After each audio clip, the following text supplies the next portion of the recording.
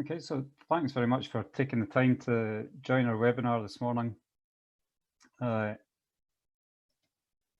name is Neil Folds and I'm a director of One Accounting. I've also got my co-director Chris, who is sitting in the background this morning. He'll be trying to answer any questions as we go along. And also, we're both there to give our input where necessary. So in terms of why we wanted to do this, I think the first thing was, well, yeah, it's a business emergency. I guess nobody has really been through a scenario like this before from a business perspective. And when I've been speaking to clients, we've been talking about, scenario planning and risk mitigation. And I think it's one of these situations where it's probably, you would never do risk planning to the point where you think, I'm going to have zero income over a period of time, which is effectively what's happening with some businesses. So what we wanted to do today was to help you think clearly about what to do. I guess initially there was a huge shock to everyone. Once the government support measures came out, then that certainly helped alleviate people's, I guess, initial shock and potential panic. What we want you to do is to make sure that you've done everything that you can to preserve your cash and to get you through this situation. And really, although people have taken, or a lot of business owners have already taken fairly substantial actions, you can think about this as a checklist that you can listen in and see if there's anything that you might have missed and that you would potentially want to do now as well. Well, the other main thing would be that at some point we are hopefully going to get back to normality. And I think at that point, then we do need to have a think about what actually needs to happen. And also what you might have to be thinking about in terms of the cash that you're going to be using once you do start to return to a normal trading position.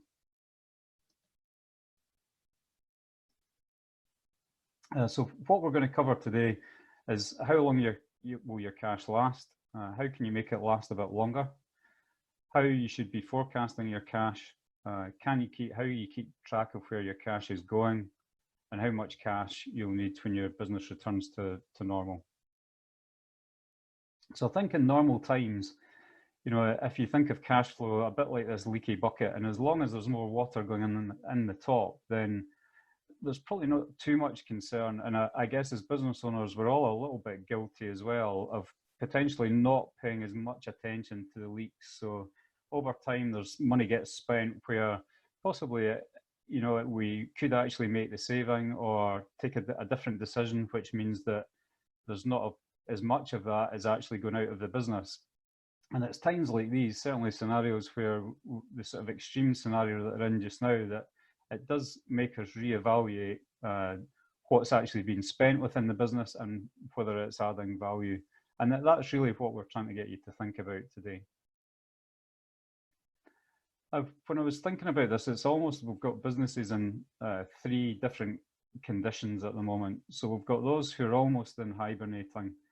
And what I would say for them, it's all about cash preservation. So effectively, these are probably businesses like maybe restaurants or pubs where the doors are closed and there's no cash coming in. So it's about trying to keep enough cash to get you through the non-trading period and stripping expenses right down to the bare bones. So absolutely nothing going out that doesn't need to. We've then got a second set of businesses where it's reduced trading. So there's some element of trading going on. We're still interested in cash preservation. We want to keep paying for necessary operating costs. So the business is still trading. There will be expenses that need to get paid. We need to look after key suppliers. So we need to maintain the actual supply chain and make sure that the suppliers are still going to deliver product to us where that's required for end sales. We might be working on altered trading terms. So it's possible that with customers we've agreed different terms, or with suppliers that there's different terms being agreed. I think one of the big focuses needs to be on credit control. And also we might be looking at tax deferrals. So some of the support measures that the government have brought in. The third set is really businesses that are trading as normal, and I've put normal in apostrophes there because I think it's, I'm not sure that there's any business that's trading under completely normal circumstances at the moment, but certainly there's some that are largely unaffected.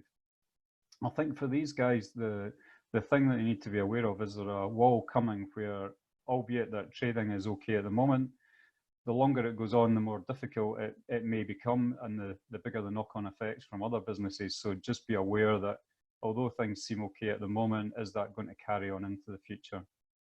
So for this type of business, what we really want to do is to try and increase or build up the cash buffer that's already there, if there is one. We might be thinking about delaying project costs. So for instance, new staff hires, or if there's capital expenditure that's been planned, then these can be delayed. Again, we need to focus on credit control and potentially also some contingency planning. So this was the stuff about, you know, if we're actually hitting a wall, is that going to be an issue at some point in the future? What I'm going to do is just launch a little poll at the moment. So this was really just for you to identify where you are and what your business actually, what situation you would regard as being in at the moment.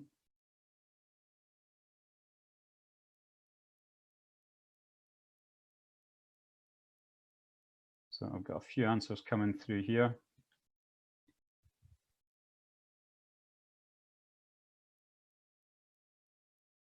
I'll just give it a few seconds more.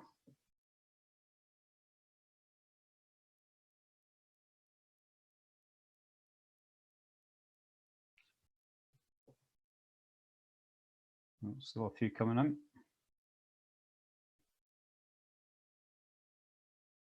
Okay, if that's it, I'm going to end the polling at this point.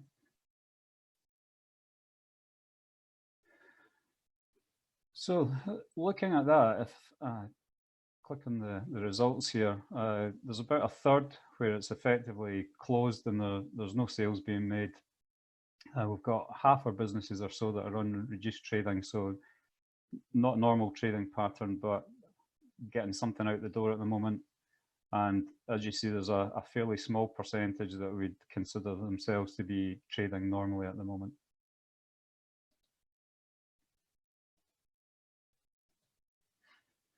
So what I wanted to do was to take you through the cash cycle and just understanding that a little bit.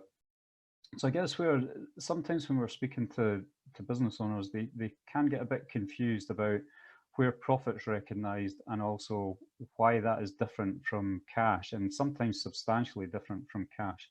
So what I wanted to do is just use this as a little illustration. If it's a business that has stock in it, so let's say it's it could be a small manufacturing company, or even a retail shop. So they purchase the stock's converted if it's a manufacturing process or something happens to it, and then it goes out the door.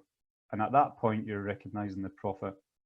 In terms of the cash timeline for how that works, you've paid for the stock. You've then got a period where you've got to convert that, or it may be sitting in your warehouse. And then eventually you make the sale, and there could be a lag again before you actually receive the cash. So you can see here that potentially the cash timeline is much longer, or it can be longer than the profit timeline.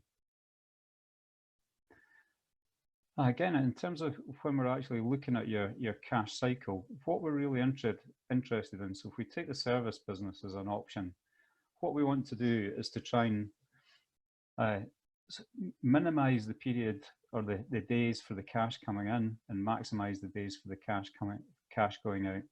So the things that are important, we've got time for customers to pay, time taken to invoice. So if it's a service business, that may actually be a mixture of just the length of time that it takes you to actually raise the invoice, or the work in progress, which we've got at the bottom. So if you're doing projects and they run for a while and then the invoice is raised at the end of them, then all of these impact how quickly the cash is coming in. And of course, we've got wages potentially going out and also normal supplier payments. If it's a business with stock, then really it's all pretty much the same, other than we've also got the added stock holding, which needs to be paid for to the suppliers and then may sit in stock for a period of time before it's actually converted to cash. So how can we calculate your cash days? So in simple terms, what we're looking at is debtors days plus your stock or work in progress days, or if you're a service business, you might want to add in the length of time that it takes you to invoice. And we're going to take away your creditors days, which are the supplier days. So effectively how quickly you're paying your suppliers. And that gives us cash days. So in terms of how do we calculate that? Well, our trade debtors, it's basically trade debtors divided by our monthly sales times 30 for the days. If it's stock, to calculate your stock days, we're going to take stock divided by your monthly cost of sales times 30 for the days again. Trade creditors will be your trade creditors divided by your monthly cost of sales to get the creditors days. If we were trying to do this really accurately in a service type business, ideally we want to be able to take all trade creditors, but sometimes that's not as easy to actually get that number. So in terms of what you're actually comparing it against for the spend going out. So this is why we've just got it as cost of sales, and that will then give us the cash days. So if we did just a simple example, if we took trade debtors of 160k and monthly sales of 80k, stocks 120k, and we've got a monthly cost of sales of 40, trade creditors of 20, monthly cost of sales of 40 again, and again that gives us back to our cash days. So what does that look like in terms of the actual number of days? So our debtors days are going to come out at 60, our stock days at 90, so we're adding these two together, and then we subtract the creditors days. So in this scenario that we're looking at here, the overall cash days are 135. So why is that important? Well, the lower your cash days, the less money you'll have tied up in the delivery of your products and services before getting paid, which is great. So that's a good number to know, but how do you know when you're going to run out of cash? So what we're going to look at here is your cash burn rate and how you might actually calculate that. So in terms of trying to find out what your cash burn rate is going to be, a quick way of doing it would be to look at your normal monthly overheads. What we're going to take off then is any non-essential spend. So in the type of scenario we're in just now, you may be deducting or stopping spending on things like advertising, travel, possibly office supplies. We're going to take off any non-cash expenses, so things like depreciation. And then what we need to add is things that wouldn't appear in your profit and loss account. So if there's any debt cash outflow, so that would be things like loan payments or HP payments. And also we can't forget about the actual business owners. So it's to factor in an amount of drawings. So if you're taking dividends, for instance, or whether you're drawing down maybe other money which the business is paying for, which has been allocated to your director's loan account, or if you're a sole trader, if you're taking money out of the business, we need to factor that in as well. So it's really with that, you need to just remember, that all the money that is coming out may not be shown as salary, that you've got other elements which you're drawing down on from the business. So what that might look like is really to just give you an illustration of what that could look like for the different types of businesses. So in this column, in the far left, is just really the monthly expenditure on a normal trading month when things are back to normal. What we've said in terms of normal trading, well, even in normal trading at the moment isn't 100% normal. So there may be some things which you'll scale back on a little bit. And it may be that you're just avoiding some of the expenses that you might normally have. So in these ones, we've highlighted them yellow in terms of things that you might not be doing as much of just now. So training might have been cut back, staff entertainment, for instance, may have been cut back. In the reduced trading scenario, then we still need to incur some expenses, but we may be taking out a bit more than we are under the normal trading. So again, we're just scaling back some of the expenses, but not getting rid of them completely. And then once we move on to hibernation, well, this is where we're trying to strip back the expenses to the absolute bare bones. So anything that's in red, we're saying, okay, maybe we can get rid of that completely, at least for a temporary period of time. So at the end of this, what we're looking at is that this business, which we're using as an example, has had 28,120 of overhead costs on a normal month when trading was in a normal situation. Now, where we've stripped back a little bit of the cost and we've made some savings, it's 26,515. If it was in a reduced trading scenario, it might be half of that. And if it's in hibernation, it's really cut back everything to the absolute bare minimum and has very little expenses going out at that point. So why does that become important? Well, what we're doing is we're then looking at our overhead expenses. We're taking out the non-essential spend. So you can see that the amounts varied depending on the different situations. We're taking out the non-cash expenses, which were the depreciation. And then what we're needing to do is we're adding on loan repayments that we're making. So in this case, you can see that under normal trading, we've just carried on with the normal loan repayment. On the reduced trading, we've actually managed to cut our loan repayments, maybe by deferring them or agreeing a slightly different payment plan. And under hibernation, we've said, okay, we're actually going to try and take a payment holiday from whoever the funder is, and hopefully that will be agreed. And again, with the business owner's drawings, normal trading is just carrying on with the £4,000 a month. Reduced trading, we've taken a little bit less, and in hibernation, we've stripped that right back to the minimum. So what that does in terms of your cash reserves, we've said that at this point, this business has £35,000 of cash in the bank at the point where the crisis started. So in terms of days of cash, it has, under the normal trading, approximately 1 month of cash. So it can cover itself for 1 month of trading. Because the normal trading we've not made a huge amount of difference to the expenses, it's effectively the same. It's still just slightly over the 1 month. Reduced trading, it's come down a bit in terms of the expenses. So now it has 1 month and 3/4 or so of trading available or cash available. And under hibernation, well, it's significantly increased how long it can last, paying out bare bones expenses with the cash reserves that it has. So what you might be thinking when you're looking at that is, well, actually, that looks a bit odd because hibernation looks a pretty good option. It's got a very high number of cash days available. That strictly is true. But what we're ignoring when we're looking at that is that there's effectively no income coming in. So if you think about the trading or the reduced trading situations, it's almost like a rolling cycle. So although it shows that it's got a smaller number of cash days, effectively that's a rolling number of cash days because it's still trading, it's still bringing in cash, it's replenishing at least some of the cash reserves, and that period is being extended out the way.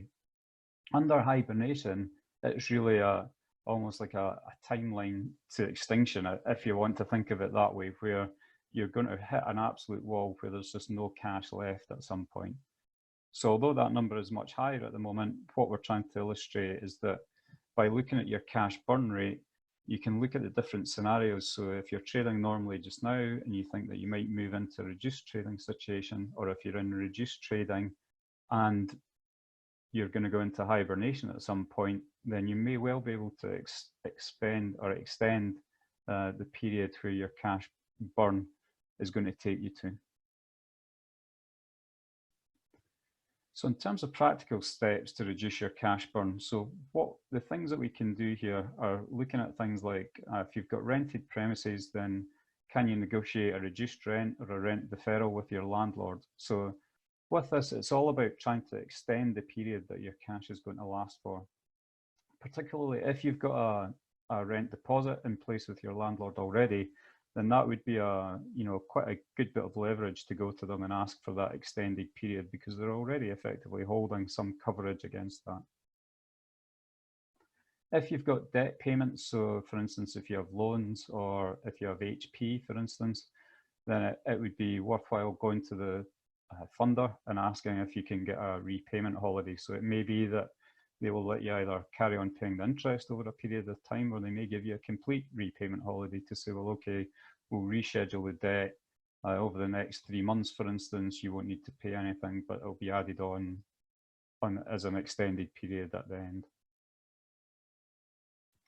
There's some costs like utilities where often unless it's a major expense in your business, then you may not have looked at that for a while. So there could be some cheaper options available. If you've got a bit more time on your hands, then now might be a good time to look at that and just see whether you can shave some cost off there as well.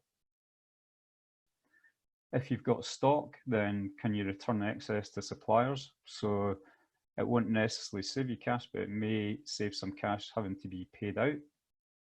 And also, can you negotiate extended payment terms? So it's a tough situation, and we recognise that. I think a lot of businesses are in the same boat. But if you've got good relationships with your suppliers, then you may well be able to negotiate some sort of extended payment terms with them. And again, sort of back to the cost savings. So in terms of overheads, there may be some things that you could downgrade, so you don't necessarily want to get rid of them. So software licenses, for instance. It may be that particularly if you're using software as a service, that there might be a lower level of service that you could go onto for a temporary period of time. Things like IT support, if you're not using it, then you may decide that you might be able to go into a reduced service for that as well. You can also look at the suppliers of all these services and see if you can negotiate extended payment terms with them as well. And then it's also having a look at probably that sort of lower to mid-range of overheads that often as business owners you never actually get around to looking at because there's other things to do. But you may find that there's items in there which have just sort of crept up over the years, and now because you've got a bit more time on your hands, then you can have a look at them and see if there's any costs that can be shaved or brought down. So if we look at increasing income, which is really the other side of the equation, so in terms of sales and special offers, you might be able to generate some cash. So you may well decide that you'll take a bit of a hit on your margin. And the reason is that cash is better than stock or work in progress. So anything that you can convert from your stock through to cash in the bank is fantastic at the moment. Can you shorten your payment terms? So to your own customers, can you try and bring in the payment terms? Again, it's a difficult situation because if they're looking on the other side, trying to lengthen the payment terms from you as a supplier, then that we've got competing goals. But certainly you may find that there would be some customers who maybe are fairly well cashed up and they're able to pay a little bit earlier in order to receive maybe discounts, for instance. So can you offer early payment discounts? And can you reduce your work in progress? So in particular, I'm thinking about areas here where there's maybe projects that are underway. So can you concentrate on finishing them to get them to the delivery point where you receive payment? It may also be worth thinking about agreeing stage payments for some projects or new projects that are starting. So rather than running through right to the end before you get paid, then you get paid part of the way through the project. We've had some clients who are looking at offering different services. So for instance, if you're a restaurant, then perhaps you can offer takeaway food. If you're a retail shop, then perhaps you can have a web shop set up, which might be a cut down version and doesn't have your full product range. But if it's helping to generate some cash at the moment, then that's still going to help. Another area to think about would just be whether you can pre-sell. So again, you might be selling vouchers for a later date. So again, that will help bring in cash now rather than having to wait to some point in the future, albeit that the delivery of the actual sale will be in the future. And another area to think about would be, is there going to be pent-up demand for your product or service? So I think the fact that a lot of people aren't consuming really at the moment, then we're probably going to be in a situation where at least some things are going to be in fairly big demand once we return to normality. So possibly you could look at charging a reservation fee, really just as a way to reserve your place in the queue or to reserve the product going forward. We've also seen some customers who are doing collaborations with other people who would possibly normally be their competitors, for instance. So Chris had sent me a flyer from Stockbridge Traders, and it was basically a group of shops within Stockbridge that were sending out a flyer, presumably to the local homes, and it was really just had a list of all the services. So I think something like that is quite useful. You may decide that, you know, even in professional services, we had done another webinar with an HR company. So it's that type of thing where by teaming up, you may well be able to deliver some sort of service which is just a little bit different from what you would normally do, and that will generate some income. You could also look at refinance of existing assets. So if you have a reasonable amount of assets in your business, then it's possible that some of the funders will look at asset finance on second-hand assets as well. So it's possible that you might be able to generate some cash that way. And if you're a business that has had R&D tax credits or is thinking about R&D tax credits, then we would recommend that they're accelerated. So rather than maybe leaving them to some period after the year end, then look at them now, especially if you've got time to do that. And finally, I guess one of the key things is to keep on top of your credit control. So it's always important, but I think these days it's even more important. So if you're giving credit terms to new customers, then certainly that needs to be rigidly enforced at the moment. And even in terms of old debt that you've got sitting out there, now is the time to really be taking action to try and collect that. And that will give you that cash buffer, or help provide you with the cash buffer that you may need. So what can we do in terms of bridging the gap? So we've looked at how we might be able to extend the period that your cash lasts. We've looked at how we can try and bring in more cash by doing various different things. And then the last part is really looking at how we can actually bridge the gap. So with the government support, I think everybody is probably reasonably well aware of this now. There might be a couple of things in other sectors that you may not have heard of. But certainly the key ones for most businesses are the grants. So if you're on the Small Business Rates Relief Scheme, then you're eligible for a £10,000 grant. That is applied for through whatever your local authority would be. So I know that the Edinburgh one, the form is up and running. There's an online form now. If you don't have the link or can't find it, then by all means get in touch with us. If you're a retail, hospitality or leisure business and your rateable value is between 18,000 and 51,000, then that grant can be 25k rather than the 10k. Also for retail, hospitality and leisure, you'll have rate relief for the 2021 year. The property does need to be occupied, and by that it really means that this period, if you're not working and the premises are closed, then that doesn't matter, but it needs to be on a normal basis, an occupied property. In terms of the rates relief, you don't need to apply for it. It should be granted automatically. The grants you do need to apply for. There's some specific relief available for charities. So there's a third sector resilience fund. There's grants up to 100,000 available, and there's 0% loans from £50,000. Also, we've seen some stuff coming out from the creative for the creative sector. So Creative Scotland has bursary and grants available. These are mainly probably for smaller performance type businesses, but there are grants available for slightly larger businesses as well. So if you're in that sector, it's worth having a look just to see whether you would qualify. And of course, there's the job retention grants, which the new word that everybody's been talking about is furloughing.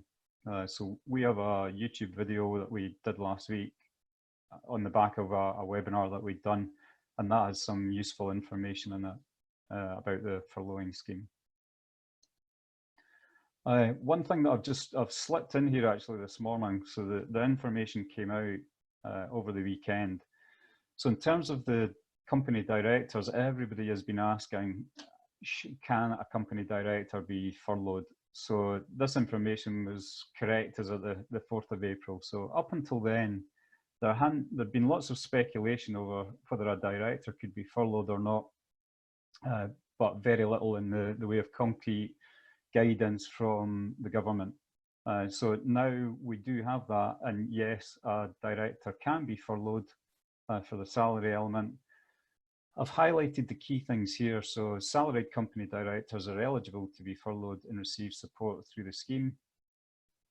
They should not do work of a kind they would carry out in normal circumstances to generate commercial revenue or provide services. So you can still undertake your statutory duties, but you shouldn't be undertaking any revenue generating work for the business. And if you're a contractor, then this also applies to individuals who are directors of their own personal service companies. So not strictly related to our cash flow, but webinar, but I thought it'd be useful just to put that in there as the latest advice on that. So going back to just what support's available, there's also some tax deferrals that are available. So in terms of VAT, you need to submit your VAT return, but you can elect not to pay that. There's nothing that you need to do to apply for it. It's simply just don't make the payment. If you're paying by DD, then make sure that your DD has been cancelled. Otherwise, the payment will be taken for it. So the periods that it applies to are the 29th of February 2020 as your VAT period ends. So that would be due for payment on the 7th of April 2020.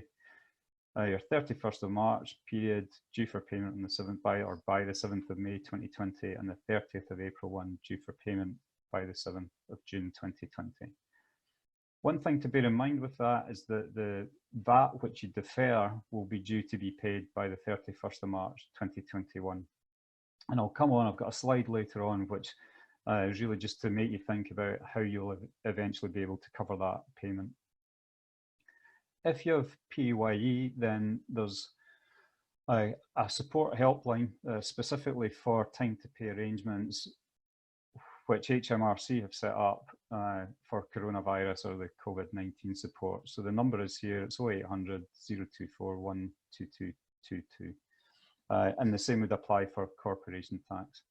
If you're self-employed, then you can defer your payment on account to next year for your self-assessment.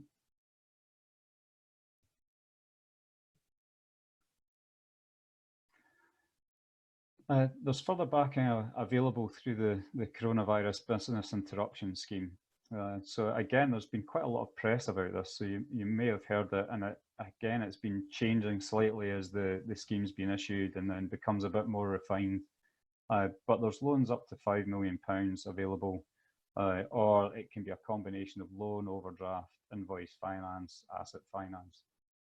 There's no personal guarantees for lending below 250k under the scheme. So again, there's quite a bit of pressure and press, I guess bad press for some of the lenders that were trying to take personal guarantees, but that they've now been relaxed. Yeah, there's repayment terms, so it's up to 6 years for term loans and asset finance, and up to 3 years for overdrafts and invoice finance.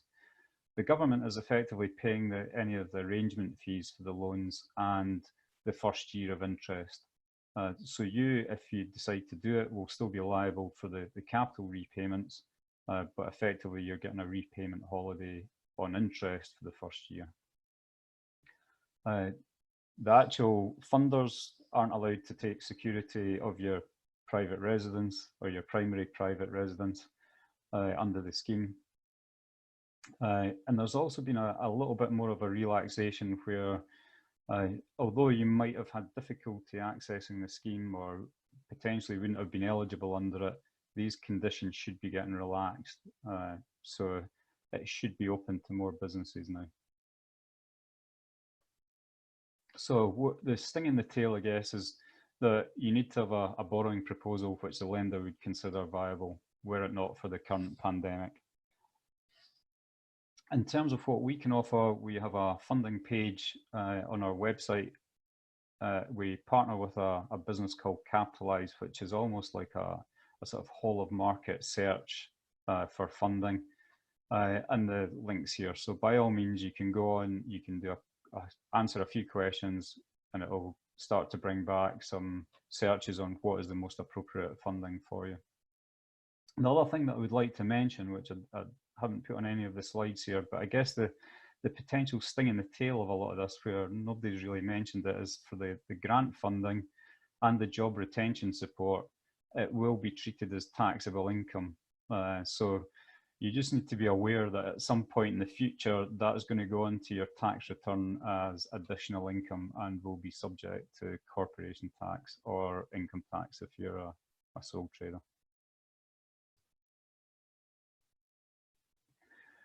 Okay, so I guess we're moving through to what else we can do to help bridge the gap. And it may be that you're in the fortunate position where you can actually make a personal injection of cash. So the one thing that I would say to think about very seriously with that is that, are you going to have a way back? So is your business in a stable enough position, or will it return to a stable enough position that you'll be able to get the money back?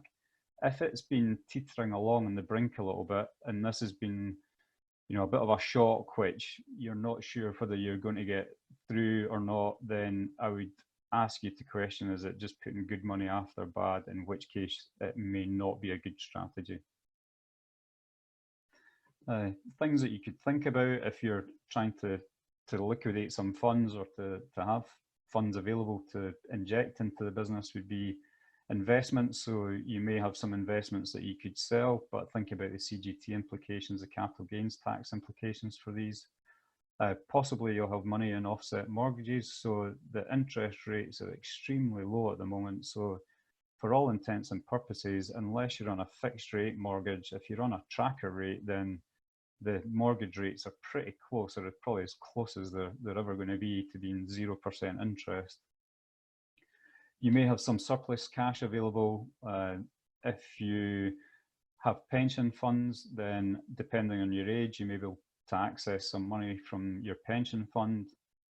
And I think for a lot of us, we're just not spending as much money because nothing's open. So in terms of your normal expenditure, you may have some free cash from that you could release to put into the business. So how would you do it? Well, if you're a director and it's a limited company, then you can just introduce it as a director's loan. You could think about making an interest charge for it because it's again, it is a source of funding. With that, there's a requirement to report the interest to HMRC, so it's done via this form CT61, so just bear that in mind. If you're self-employed, then you just introduce the money into your capital account, and that can be withdrawn later with no tax impact. So I think we've covered a fair amount, hopefully, as we've gone through here. And yeah, I'm not sure whether your brain hurts or not. What I was going to do was just pause at this point and see if anybody has any questions. If you do, then please just fire them through just now. If not, we'll carry on.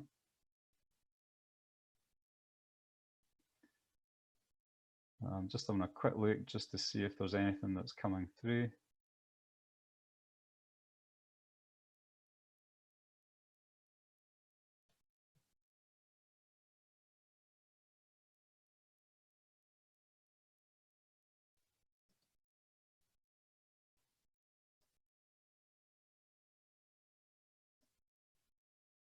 Okay, so I have a question here for the VAT deferment. Do we know how it might work if it's a negative VAT position, i.e. HMRC owe us money? If that's the case, then it should be able to just be reclaimed as normal. So you would just file your VAT return as normal, and HMRC should make the repayment just as in normal position. I've got a note that we've not mentioned anything for the self-employed help for sole traders. So with that, that is basically going to be HMRC will contact the sole trader directly. And then depending on their level of profits, they may or may not receive support for that. So I've got another question.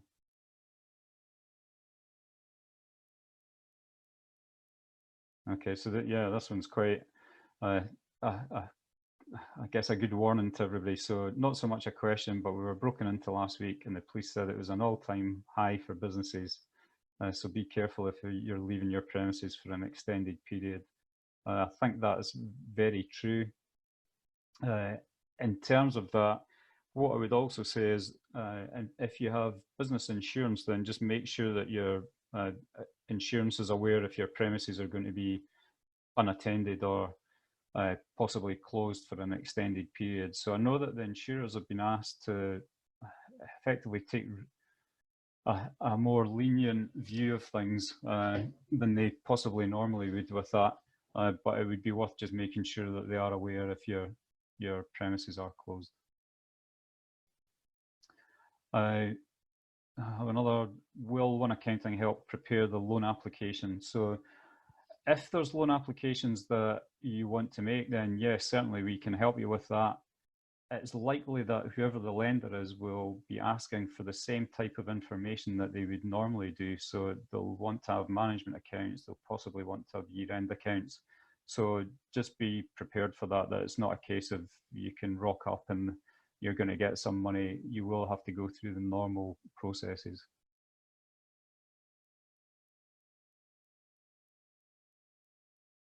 Okay, so I'll move on. We'll have some time at the end again for questions and answers. Hopefully that's answered the ones that are open at the moment.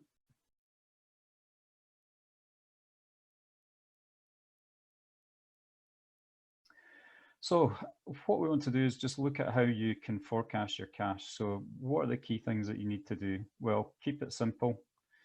If you're in hibernation, so monthly might be enough for your cash forecasting at that point. What you really need to do is to identify when you think you're potentially going to run out of money. So if you think there's a serious chance that you'll run out of cash before normality returns, then I would say, look, you need to look at your cash more regularly. That might be weekly or even daily. If you think that you've got enough of a cash buffer to get you through the hibernation period, then really, I guess what you're trying to do is to get some view of what you're going to come out the other end looking like and how much cash you're going to have in the bank at that point. I guess we've also got to be prepared for the whole situation possibly going on a bit longer than any of us would ideally like it to. If you're trading, then you probably want to be looking at your cash at least weekly or possibly daily just to make sure that you're right on top of it. And what we're going to do to everybody who's been on the webinar, we'll email you a sort of fairly simple cash template. You can use that to predict your cash or to forecast your cash going forward. But if you want something that's a bit more in depth, then just get in contact with us. So our sort of generic email address is there, myself and Chris, or your normal client manager, or just give us a call and we'll help you with that. So in terms of the cash template, this is just to give you a flavour of what one might look like. So with ours, what we've done is we've split off the income that you're going to potentially be able to claim as business support. So that would be things like the rates relief or the grants and the job retention grants. And then what you want to do is put in your normal sales if you're still generating some income from them, really to get a total income.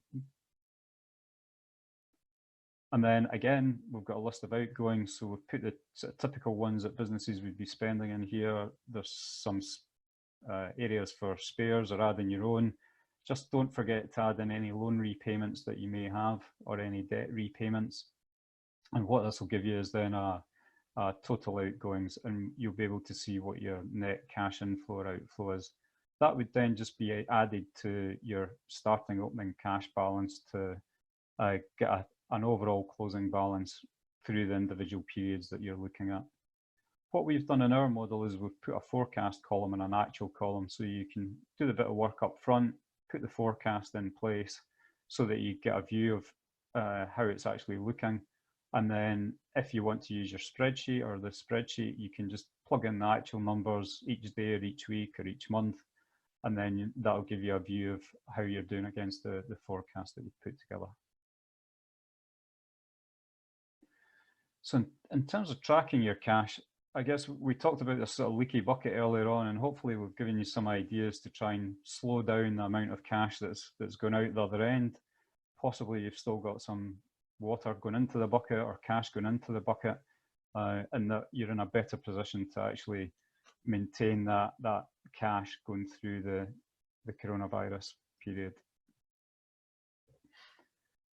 So how do you track where your cash is going? Well, if you've got accounting software, we'd strongly recommend that you're doing daily bookkeeping and a daily bank reconciliation. So that is by far the best way of keeping on top of where money is actually going, making sure that you know everything that is coming in and out of the bank, and also it'll keep your trade debtors and trade creditors up to date, so that at any point in time you can see what the position is of money that is due to come in or money that you're owing to other people. If you don't have accounting software, well, we'd still recommend that you check your bank every day and then just update your cash flow spreadsheet. So that could be the one that we've shown you there, or you can make up your own. It can be pretty simple, where it's just a list of income and expenditure. I'd also say at this time, you potentially think about cancelling direct debits, or standing orders. Sometimes once these are set up, they're very convenient and it's great from that perspective, but you can sometimes forget that they're there, and then the cash is out before you actually get any time to do anything about it. So I know with our own ones that anybody that is on direct debit with us should get a warning email of the money that's going to be taken from the account 2 or 3 days before that happens. But I know from our own sort of experience that that doesn't happen with all direct debits that are set up. So it might be something that you want to think about. So I guess we've covered a reasonable amount here, but also this is starting to think about when things go back to normal, or at least start to get back to some level of normality. So how much cash is your business going to need when you return to sort of normal trading? The things that you've got to think about is, what are your working capital requirements going to be? So if you're a business that has stock, for instance, then you're going to have to be thinking about how much stock you're going to have to put back in place before you can actually make any sales again. So this whole area is where the cash days are important, because that will give you a really good guide as to how long you're likely to have cash outlying. The types of areas that you might need to think about, so advertising, for instance, are you going to be spending more in that area because you want to kickstart sales again? Similar for marketing, possibly on wages. For overtime, you might now have pent-up demand, or you may have projects that are running behind schedule, which you need to get back on track. So there could be some additional costs that you want to think about. You also need to have a think about what debts that you've built up. So it could be that you have deferred VAT. You may have got time to pay arrangement for PAYE or corporation tax. There may be some of your less key suppliers that have remained unpaid that you're going to have to catch up with. And you may have rescheduled some debt with loan repayment holidays. So I guess the question with a lot of this is whether the income that you've lost, is it gone forever, or has it just been pushed into a later period? So what I mean by that is, for instance, if you're a restaurant that's been closed, that income, you may well not recover it, because if you've been closed for 2 or 3 months, you have a fixed capacity of what you can actually deliver. So even if suddenly everybody wanted to rush in and you were much busier than normal, you may not be able to cope with the demand. You just physically won't have enough space. So you need to think about whether that's effectively just income that's gone forever, or whether there is a way that you could recover it, possibly by having extra shifts or people working overtime to try and get back on track. So what I wanted to do here was just to give you a short sort of example to make you think about what that might actually mean for the future going forward. So in this position, what we've got is we've taken an illustration of a limited company on a normal monthly trading basis. They're generating a small surplus, and over a 9-month period, then they've got a 15k surplus, and that's after dividends, corporation tax, everything. So I know that in this position, we're not talking strictly about cash as such, because there'll be things like corporation tax which are paid at a later date, but it's just to give an indication of how much that business actually generates, and that should turn into cash ultimately. The reason I've taken the 9 months is that if we say that we're going to be back to some sort of normal trading in July, the VAT payments would be due by the end of March 21. So just let's say for this business that they've built up a quarter of VAT which needs to be deferred, or which has been deferred, which will need to be repaid. and possibly 1 month of PAYE. So it may be that they've furloughed staff after that and won't have a huge amount of PAYE. So in this situation, under normal trading, we've got this surplus here, but actually by the time we catch up on the debt which is built up, that's actually going to be a small deficit by that period. Now, I know when you're looking at this, you're thinking, well, hang on, I don't really understand how this as cash is translating against the P&L impact, because we were talking about them being different earlier on.